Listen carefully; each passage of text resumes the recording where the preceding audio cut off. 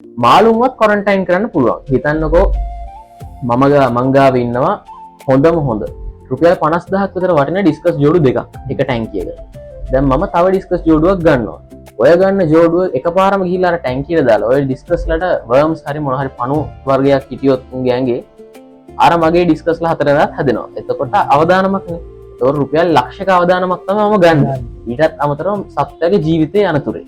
ඉතින් එතකොට අපි කරන්න ඕනේ අර ඩිස්කස්ලා දෙන්නව වෙනම ටැංක් එකක් හදලා ගොඩක් මාළු හදන කට්ටිය ළඟ මේ ක්වොරන්ටයින් ටැංක් එකක් කියලා එකක් ඒගොල්ලෝ වෙනම මේන්ටේන් කරන් යනවා.